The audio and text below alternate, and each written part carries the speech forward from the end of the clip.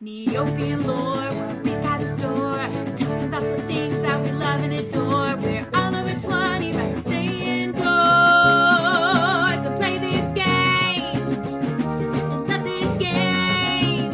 Sometimes hate this game. But let's all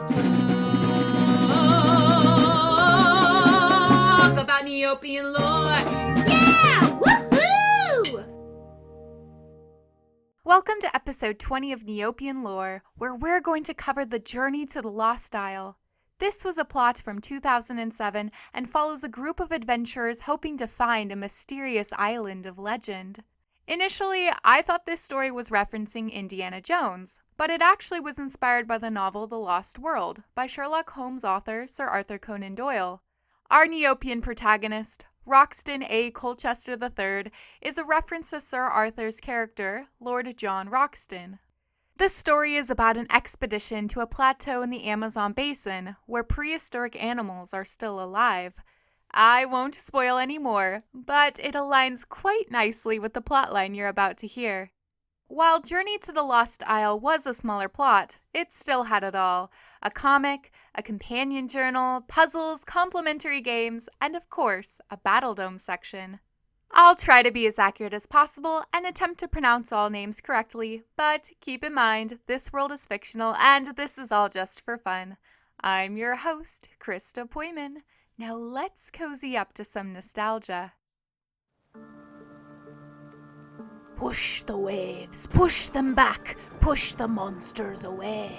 Back into the horizon they go, but they have not given up. Waves can't hold them back forever.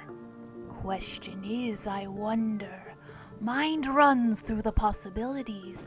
When do they return for me? Never stop wondering, but never stop paddling. Never forget.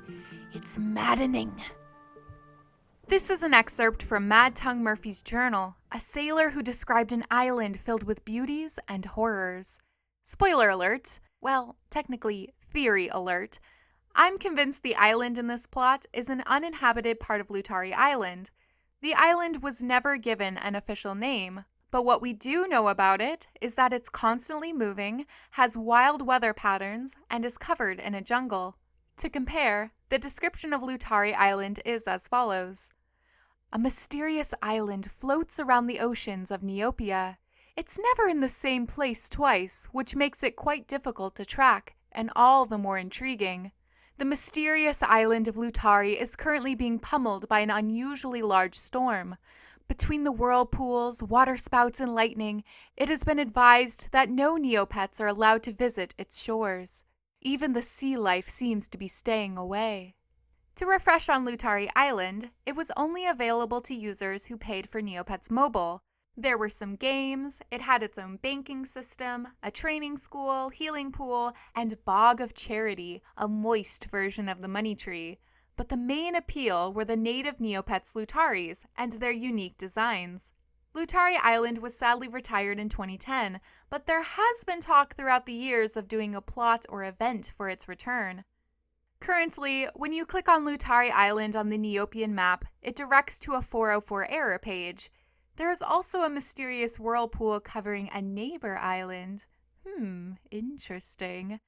As we dive into the plot, you'll hear about how our explorers had a rough go with the island. But if this is Lutari Island, hopefully when it's reintroduced to the site, maybe they'll realize it's not so scary after all. Perhaps the Lutaris live in harmony with nature and not in fear. Our story begins with Professor Hugo Fairweather, a distinguished Blue Tonu who is an archaeolinguist and expert of ancient lore, presenting the journal of Mad Tongue Murphy at a university. He is wanting to organize an expedition to find the island described in its pages. This journal had been untranslatable to some of the finest linguists of our day, though the writing bears certain similarities to Tyranian inscriptions, such as affixes that are prevalent in agglutinative languages. The basic morphemes remained unsolvable to us. But this all changed due to an archaeological dig in Tyrania, headed by Miss Lillian Fairweather.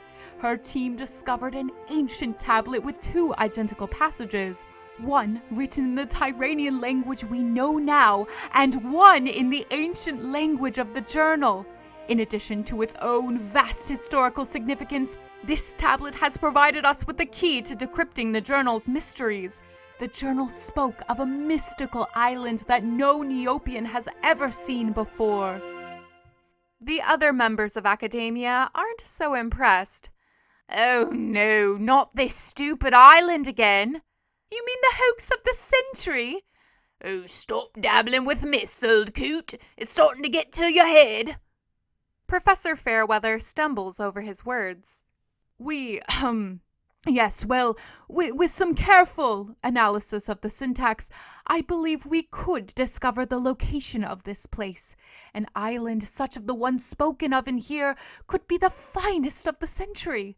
This journal speaks of terrible wonders to be found.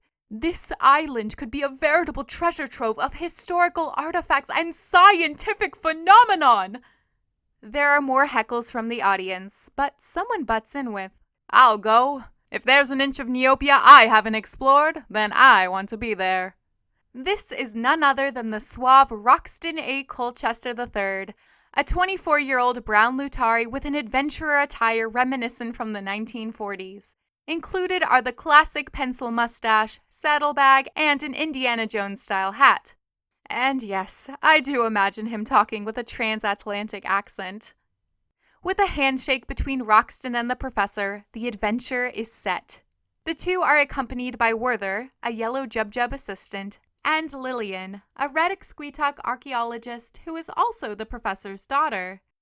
As a random aside, Exqueetucks are my favorite species, and they deserve more love. But fun fact? Disappointing fact? Donna, one of the creators of Neopets, did a Reddit AMA or Ask Me Anything, and this is what she had to say about them. Exqueetuck and Ogren were my parting gift to Neopets. I thought they were the most hideous pet designs and worst names I'd ever heard, so I approved them. How could you say that about these cute little cherubs? They're an adorable fox, basically the Eevee of Neopia.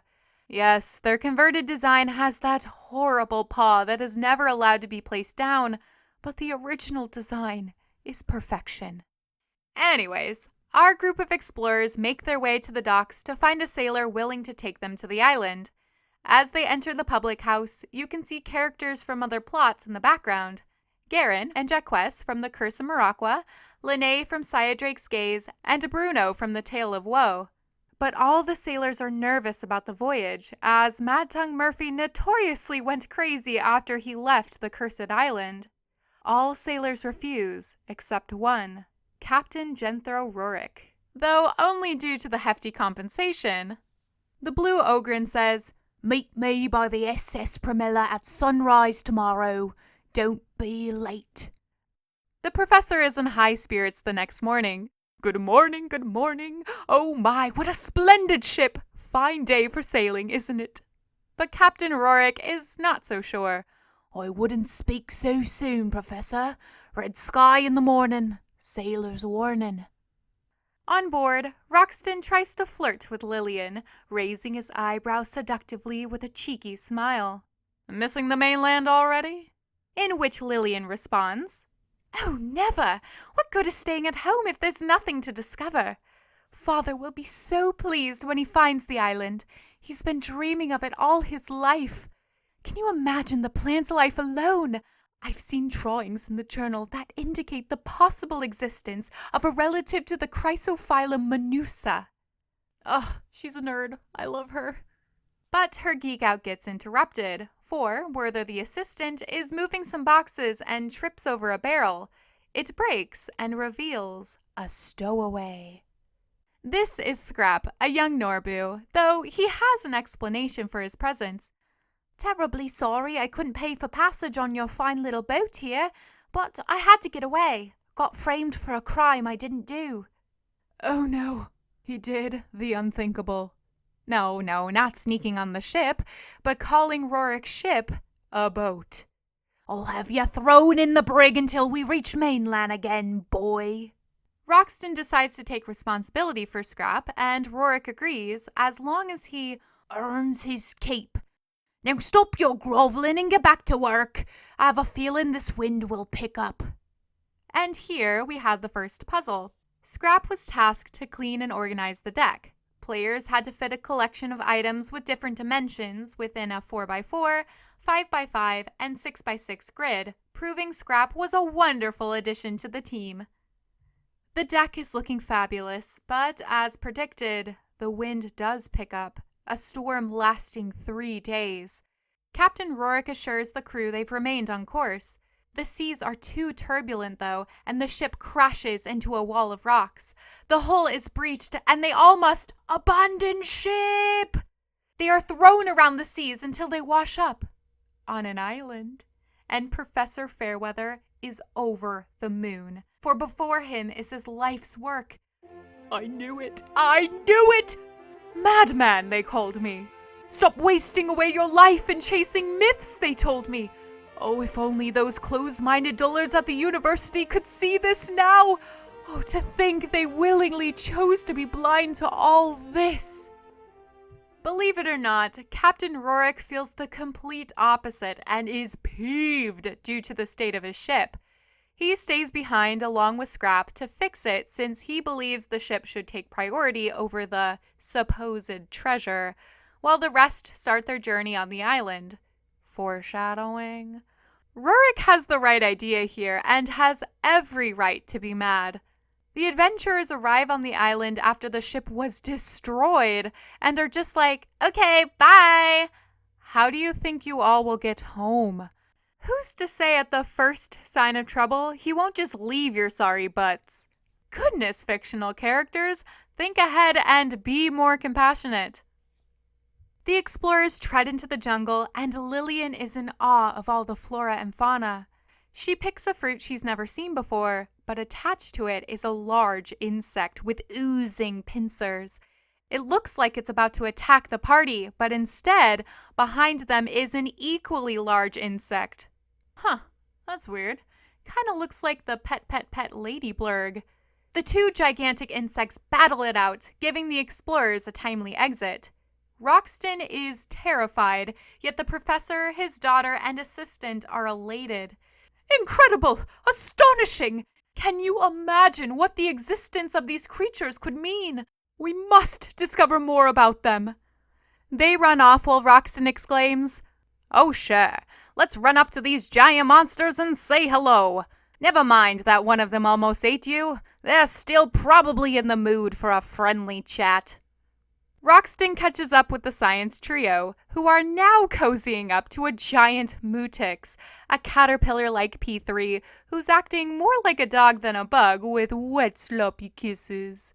But next to this adorable beast is a large skeleton, and what worries Roxton is the size of the creature that killed this one.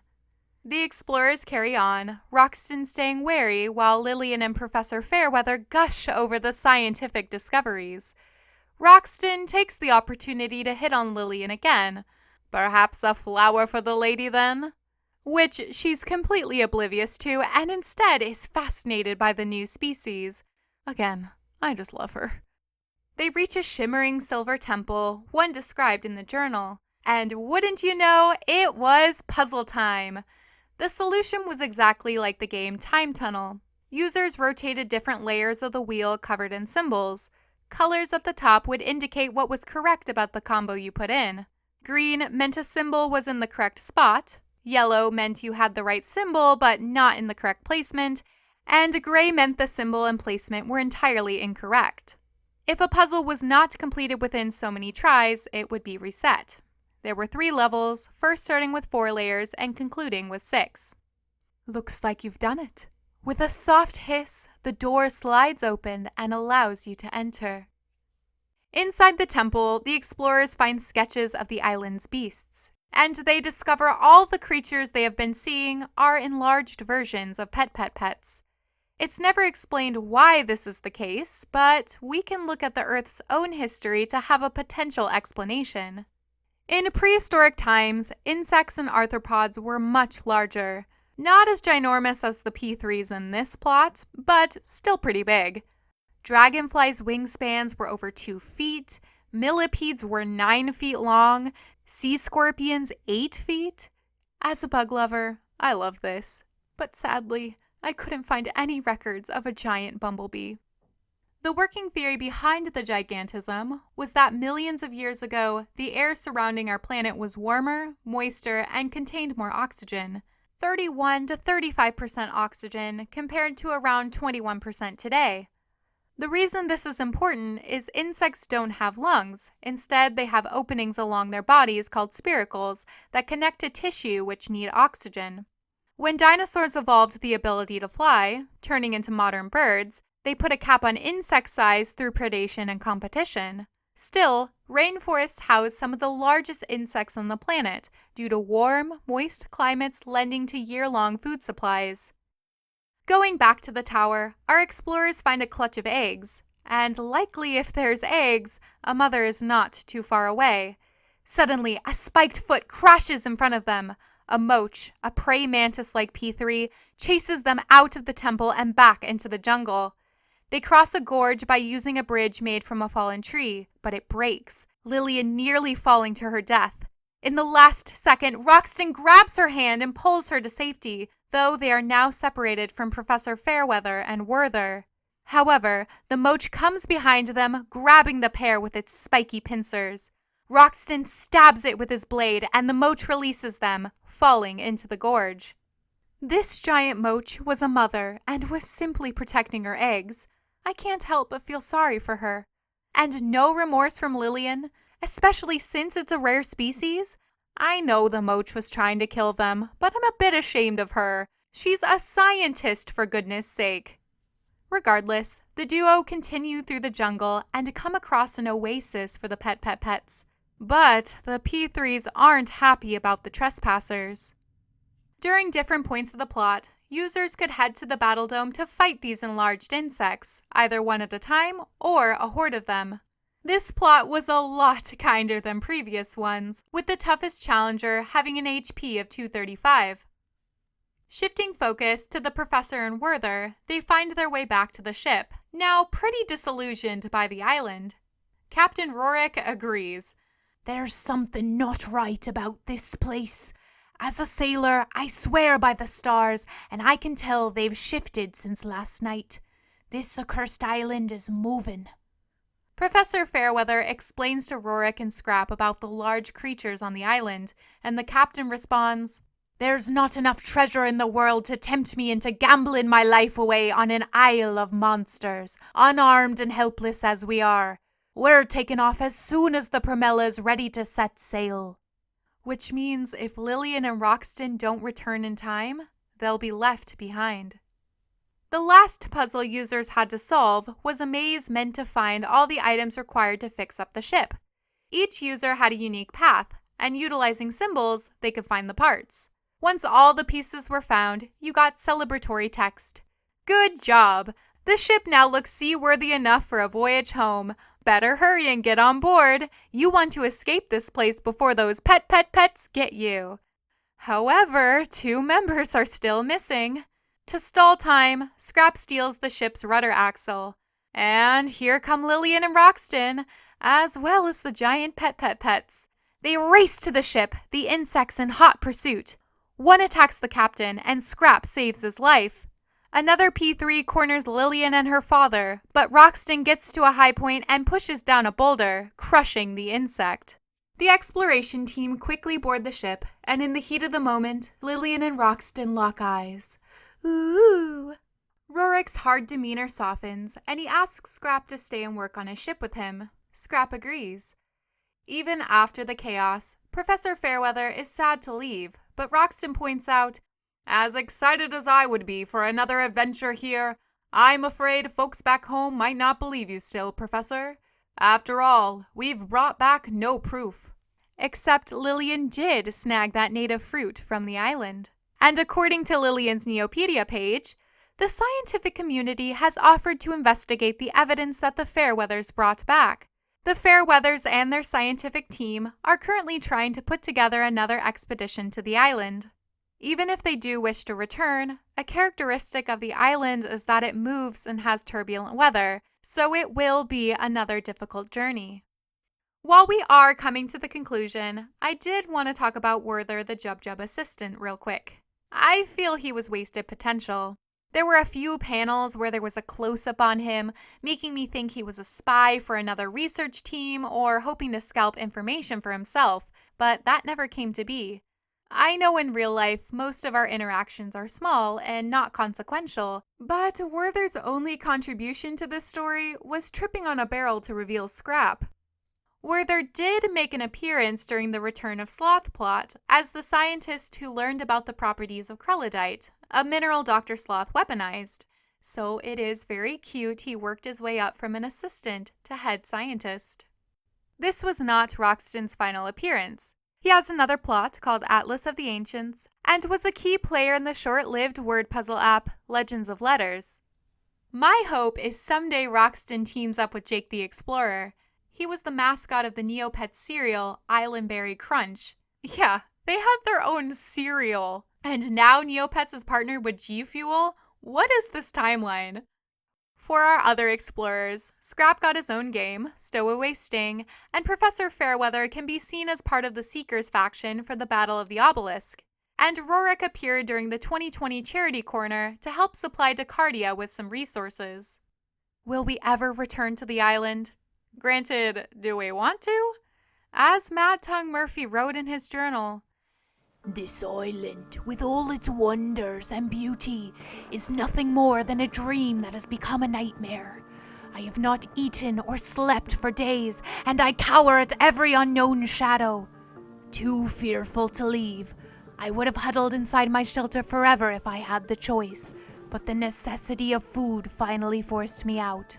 With extreme caution, I once more ventured into the thickness of the trees, jumping at every snap of a branch." Well, that's all for this episode of Neopian Lore. All characters and licensing belong to Neopets.com. Music was created by me, Krista. Today's composition is called Roxton A. Colchester III. I hope you have a lovely day in Neopia.